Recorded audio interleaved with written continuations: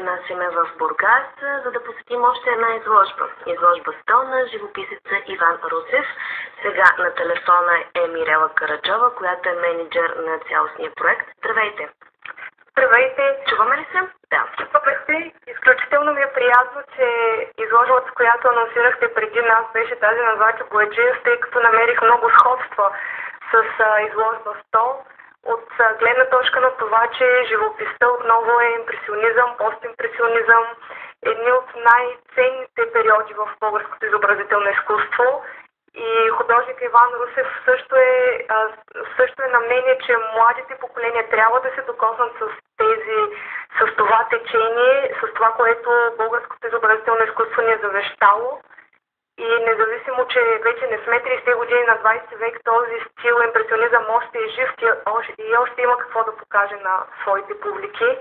За първи път един автор излага 100 маслени картини, които е нарисувал в рамките на една година. Така пишете на сайта на Иван Русев, на живописеца Иван Русев, свързани, разбира се, с проекта Изложба 100. Разкажете ни, той до вас ли е всъщност самият Иван?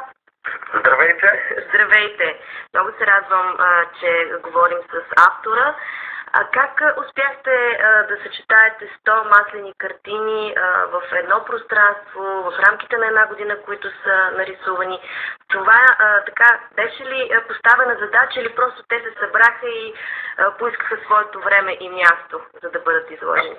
Искам да споделя, че това е плод на много дълъг творчески процес и това е от години. И след много годишната ми изложба в галерия Бургас, в град Бургас, решихме да изложим и да направим една по-специална изложба.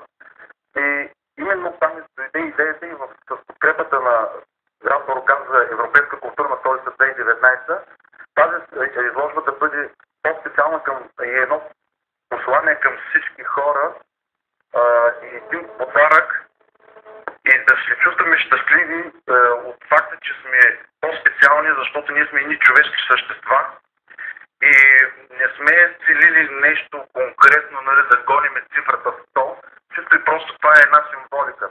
А как вътре така се обединили тези 100 картини?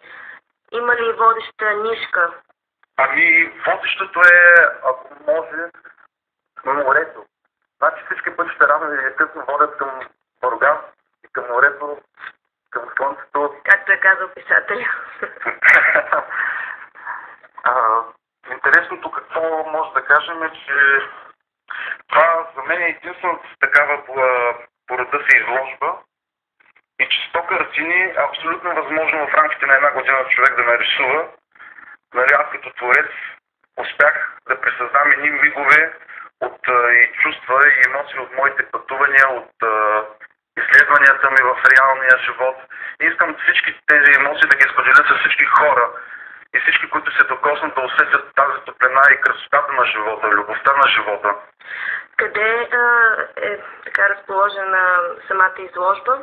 Значи самата изложба е разположена в пространството на галерия Бургас, на улица Апова, номер 13 в град Бургас и всички хора могат да я посетят до 10 юли.